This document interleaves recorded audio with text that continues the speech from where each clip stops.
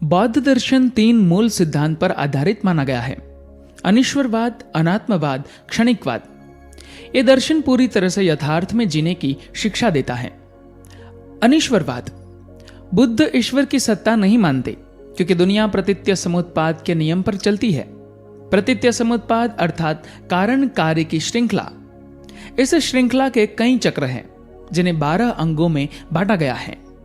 अतः इस ब्रह्मांड को कोई चलाने वाला नहीं है, न ही कोई उत्पत्ति करता, क्योंकि उत्पत्ति कहने से अंत का भान होता है।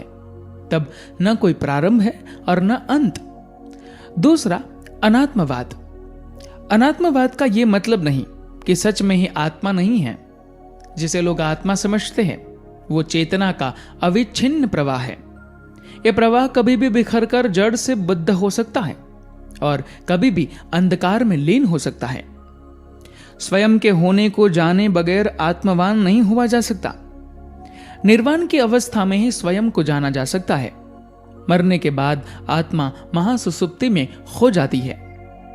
वह अनंत काल तक अंधकार में पड़ी रह सकती है या तत्क्षण ही दूसरा जन्म लेकर संसार के चक्र में फिर से शामिल हो सकती है। अतः आत्मा तब तक आत्मा नहीं जब तक कि बुद्धत्व घटित न हो। अतः जो जानकार है वे ही स्वयं के होने को पुख्ता करने के प्रति चिंतित है। क्षणिकवाद: इस ब्रह्मांड में सब कुछ क्षणिक और नश्वर है। कुछ भी स्थायी नहीं, सब कुछ परिवर्तनशील है। ये शरीर और ब्रह्मांड उसी तरह है जैसे कि घोड़े, पहिए और पालकी के संगठित रूप को रथ कहते हैं, और इन्हें अलग करने से रथ का अस्तित्व नहीं माना जा सकता। उक्त 3 सिद्धांत पर आधारित ही बौद्ध दर्शन की रचना हुई।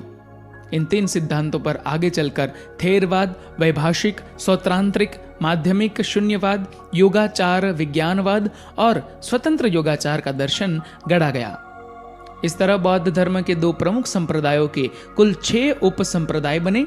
इन सब का केंद्रीय दर्शन रहा प्रतीत्य समुत्पाद। धन्यवाद।